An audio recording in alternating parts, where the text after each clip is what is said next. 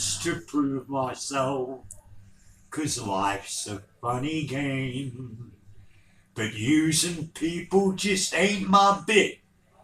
I'm gonna put an end to it. They turn me inside out. I'm going home.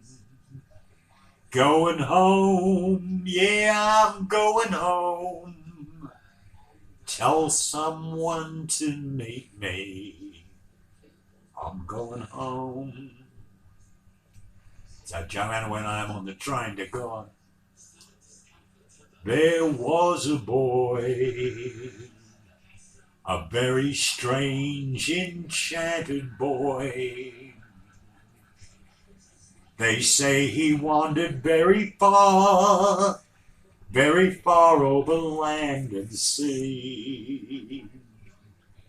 A little shy and sad of eye, but very wise was he.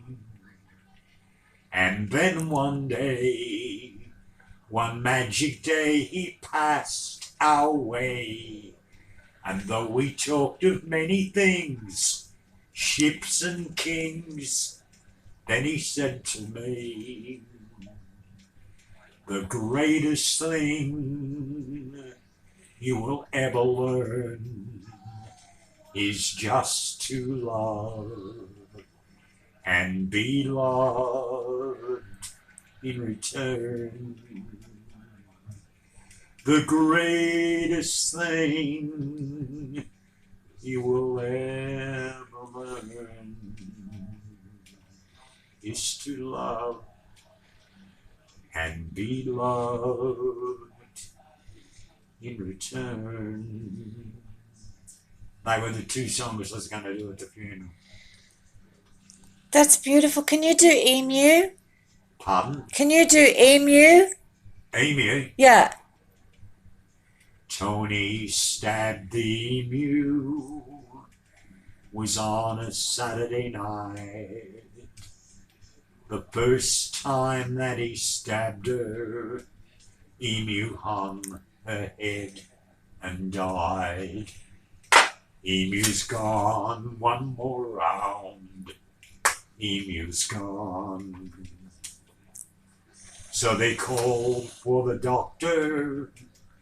The doctor came too late.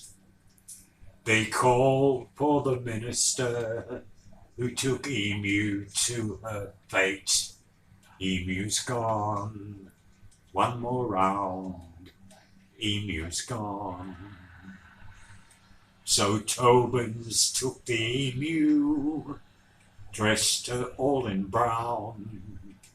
They took her to Traralgon, where they laid the body down. Emu's gone, one more round. Emu's gone. Emu, oh emu, do you listen to my song? Emu, oh emu, where you been so long? Emu's gone, one more round.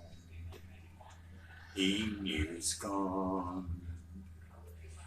So that's the song I wrote about Emu. Oh, Ernie, that's beautiful. It's such a sad song. And believe it or not, that changed my life again, because it set away the despair of a divorce. The girl that got away sent Lynn away happily, and Emu sent Emu away happy, and then those songs sent Joanna away happy. So I'll tell you, mate, at 15 I had my first girlfriend. At 16 I had my second girlfriend, whose name was Carol Marks. And my mate nicked Carol off me while I was away at summer camp with the brothers, the Christian brothers, down at Safety Beach. So as a square off, Carol and Johnny Hayward introduced me to Gladys Penny, whose mum was Maltese and whose dad was a pommy chef. A good worker but lazy. Tessa was a beautiful mum, but a money-grabbing bitch as well. So she came to Australia with him with nothing, and when I met them, they owned a house in Wilson Street, Moonee Ponds, near where I worked at the races. So I started to go to Glad's place, and Glad hated Glad. So she was called Liz Penny by her friends. So I asked my father, could I marry her when I was 18, and he said yes, provided you live up to certain conditions. And the one condition mainly is that women are special, and if you take them on, you take them on. And you've got to treat them like a bit of Dresden china. Why? Because they're the carers of this world. Because they're the givers of birth to babies. Because they nurture and they love. And I've been with your mum 50 years or something, and I still love her like the day I met her. So I said to my mum, how'd you meet the old man, Mum? With my mum. She said, I'm 17, I'm sitting on a tram stop in Essendon, and this airman got off, and he was 19. I said, what happened? She said, I walked up to him and grabbed his hand and said, where have you been all my life? And they got engaged, and they got married, and I was born in 44, and Mum was 19. Dad was 21. Dad went to the war at 18 and fought the Japs, and he got home in 1946, and I'm 2 years old. Korea broke out in 1951. I'm 7. I said to my old man, hey, what the fuck's going on, mate? I thought you fixed up the Pacific, and now we're fighting the Koreans. What's gone wrong? Then he said the most remarkable thing ever. You will learn that life is war separated by small periods of peace, not the other way around. So you've had the Boer War, the First World War where your grandfather fought the Germans, the Second World War where you and your uncle, where me and your uncle fought the Japs. Then you've got Afghanistan. Then you've got Vietnam. Now you've got the Middle East. You had the Balkans, those islands off America that there was a blue. So Dad said to me, good news doesn't sell papers. Men are greedy bastards. And as long as there's greed for money or land, there will be conflict. And it's been like that forever. I said to Father John, the Muslims are trying to blow the shit out of us. He said, yeah, that's right. It's terrible, isn't it? I said, but wait a minute, mate. I said, Richard the Lionheart, a Catholic knight, was sent by a Catholic king of England to clean the Muslims up in the Middle East. So they raped and they knifed and they stabbed God knows how many Muslim women, men and kids. I said to Father John, we ain't got a clean slate, have we? He said, no, but that was in the past. I said, yeah, but now the worm's turned and the Muslims are trying to knock off the Christians. So you had the Lynn bombing. and you had the guy in fucking Burke Street with a car that killed all those people. So up went the Ballards. You've got soldiers fighting in Afghanistan. Nothing changes, mate. Except one thing changed.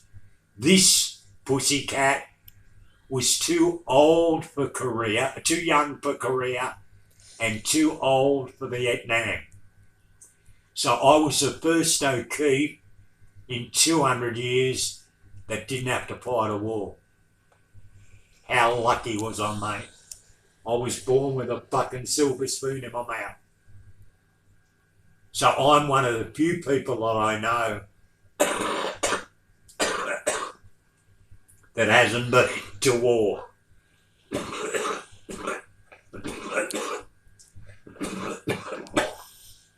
But when Lynn died, I declared war on another enemy. Ice, heroin, and that was my war. So with the Lynn O'Keeffe Foundation, through Robert's help, I look after 100 and something girls, including this beautiful one opposite me. That was my war. So I had them OD in my bathroom. I had them try and knife me in the high rise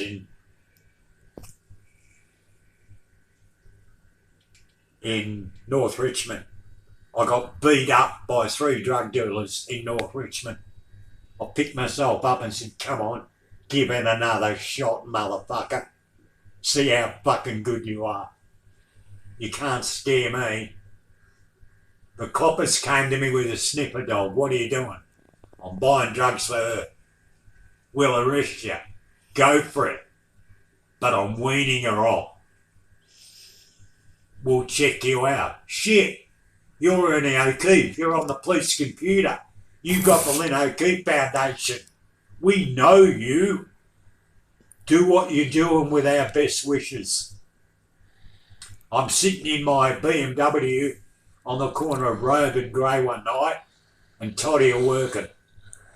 Mick Miller, the copper from St Kilda Station, Sergeant Mick Miller, comes and says to me, "You pimping, mate, are you?" I said, "No, Sergeant." He said, "What the fuck are you doing?" I said, "I'm from Sacred Heart Mission. I'm trying to rehabilitate these 2 scallywags." He said, "You what?" I said, "You heard me. I'm trying to wean them off drugs and wean them off sex. But to do it, I've got to do it by the drip feed." He said to me, "Okay, mate, give me a minute." He came back and he said, "I got you on record." I said, "Of course you have, mate." I said, "These 2 are number 98 and 99. So he said, "Stay where you are. My guys will bring you coffee." I'm sitting in the car for 4 hours while Toddy's missing all fucking night at some joint in Mooney Ponds or something with 5 blokes fucking them all. And Harley's getting in and out of cars. And Mick Miller's blokes are bringing me coffees. So when we get to Kincora, where Toddy lived in Hawthorne, Mick had been transferred to Prahran. So Mick's coming to see Toddy and take me to lunch and looking after Toddy. And Mick helped me rehabilitate Toddy to the point. Mick's input helped me look after Heather. My mum said this: "When it was pipes, I was proud of you.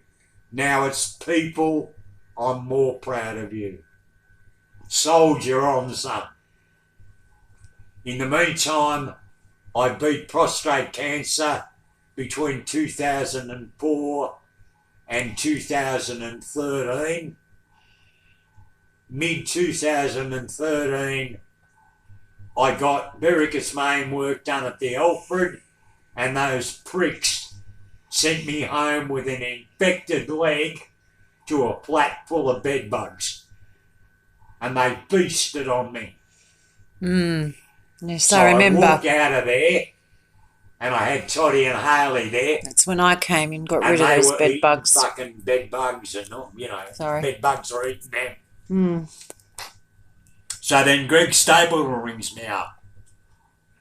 Toddy's safe in Kincora. Housos had kicked the girls out of 86 Victoria Avenue because it was an over 55s building, but they put up with it for a while because I had a reputation. But in the end, they said they've got to go, they're too young. So I moved in with Greg on the second floor here, and I stayed here 2014, 2015, until March of 2016. Then I went to Diggers Rest in that 9-bedroom joint, and I had that for 9 months.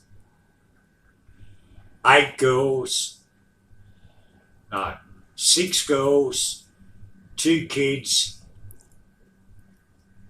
2 blokes, all homeless, some of them on drugs, some of them on wine. Then a guy that I had for 3 days OD'd in the joint, and Jason said, game over, and they chucked me out. But they gave me till Easter of 2016, I think, to clean up. And I left there on Easter Sunday 2016, and I went to Yarra Housing, and I went to the Mission, and they got me a place called I forget now, but it was it'll come to me in a minute. But it was a 30-bedroom joint at Eltham Villa. So while I was at Eltham Villa, it was like a nursing home thing, meals supplied, and it was $400 a fortnight or something.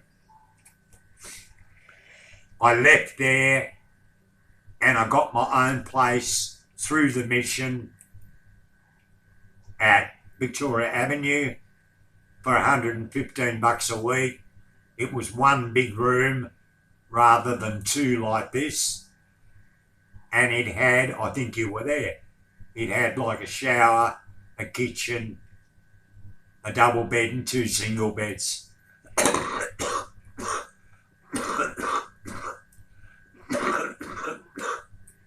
Toddy and Harley slept in the double bed and worked Thursday, Friday and Saturday night. I slept in the single bed. I had a bit of a thing with Toddy between 2012 and 2010. She'd meet me in the city and say, $40 will get you a favour. So I was doing $40 deals with Toddy. Then I said to her, not going there, mate. Had enough of that shit. But I also don't want you living on the street. Come home with me, no sex, just be my daughter. So Toddy came home in 2012 to Victoria Avenue, and Haley joined her. And then I basically got Toddy off all the drugs, pretty much. But I haven't had that success with Haley. So Haley's still got a $200 a day habit. She says she's not working. I'm not sure whether she is or she isn't. But she says she's on New Start. And she says that one of the groups have taken up a care plan with her. So it was Vincent Care. So Vincent Care are giving her X dollars a week for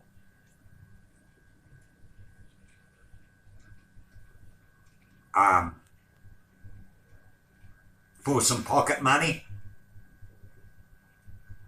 And that pocket money she spends on drugs. She was stealing from me, including a couple of cars, and then apologising for doing it. And I kept saying, it's not you that's stealing from me, Hayley. It's the fucking needle. Yes, that's so true. Okay?